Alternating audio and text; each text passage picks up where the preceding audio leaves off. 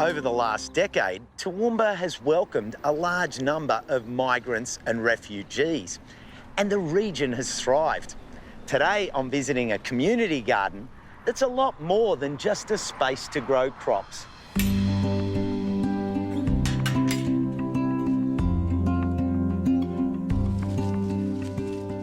Louise organises a network of community gardens that help local migrant families tackle the social and cultural isolation they often feel when arriving in a new place.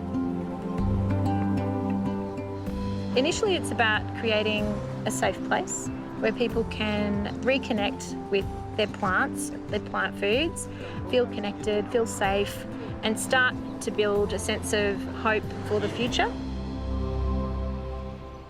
When people are displaced and they can't access the foods that are familiar, they actually lose their culture and they lose the transmission of that culture to their children. So it's actually really important. I come from Congo, DRC. When I see the cassava leaves, I'm feeling very excited. Yeah. So the cassava makes you feel like home? Yeah, it's mother food. The cassava is mother food.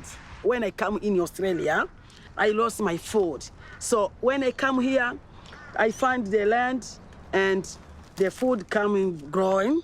We enjoy with my children.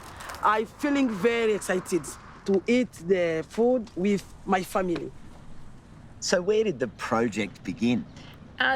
The Mulberry Project began as a conversation underneath my mulberry tree. In 2016, had like a bumper crop, and I was inviting all of my friends and people I didn't even know.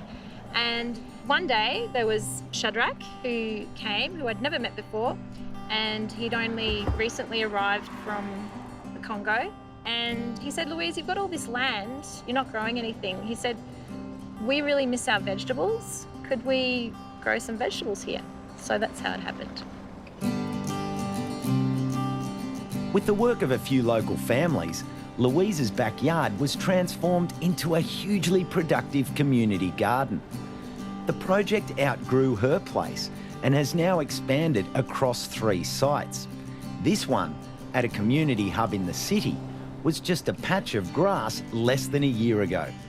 Now it's producing food from all over the world.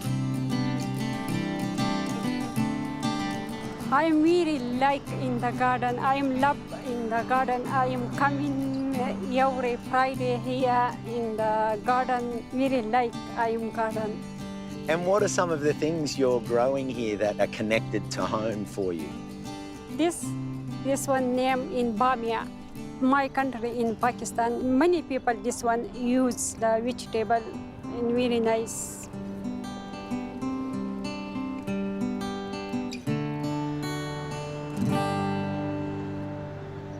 It's quite amazing actually, because just with 500 square metres in just the summer season, we've harvested over a tonne of veggies.